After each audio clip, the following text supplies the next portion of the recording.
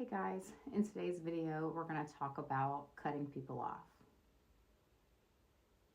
If you're new here, my name is Whitney and I coach survivors of trauma and abuse. In today's video, we're going to talk about cutting people off, especially if they've shown you time after time after time that you cannot put any sort of trust in them or whatever. Like, I understand we have to cut those people off.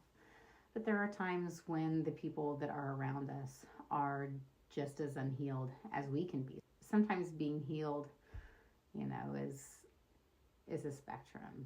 You sometimes you take, 2 steps forward and a step back, and 4 steps forward and then another step back, and it's simply a journey.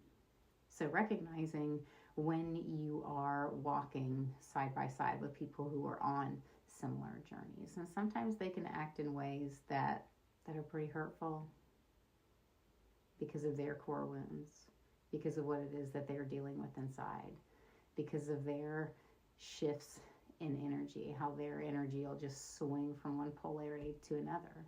Being able to recognize, what is truly like a toxic, horrible human being. I don't really like the word toxic, honestly.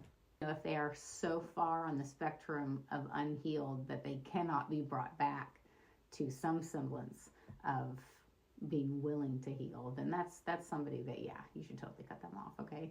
But somebody who is walking a similar path, where they're working on their healing and they're working on their journey, they just hit bumps, just like you hit bumps. Sometimes cutting them off can be detrimental to your journey, not just theirs, because it's important for survivors to learn to give others grace and allow others to find their own path to healing. And where nobody wants to get walked on. That's why, boundaries are important, right?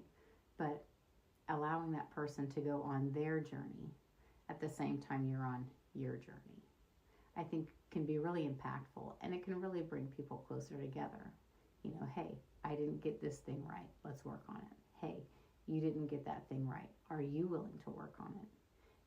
And meeting each other where you are, versus you did X, you're cut off, I can't stand you, we're done. There's a balance in cutting people off. In today's world, it's just like if someone does one thing, it's cut them off, cut them off, cut them off. I think sometimes the things that people do to you may not exactly be innocent, but it's up to us to discern whether or not their lack of innocence came from a place of deep wounding or came from a place of malicious intent. Did they intend to harm us? Did they intend to hurt us? Or were they going through their own emotional throes and you were just an innocent bystander? I'm not saying tolerate abuse. I'm not saying be a doormat.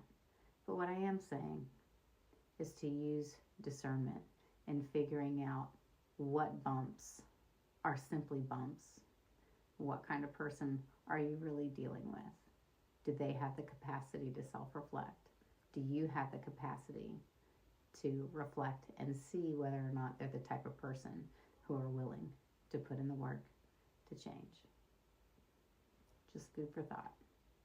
All right, guys. I will see you on the next one. Leave me a comment, drop me a heart, and if you feel so inclined, give me a follow, and I'll see you on the next one.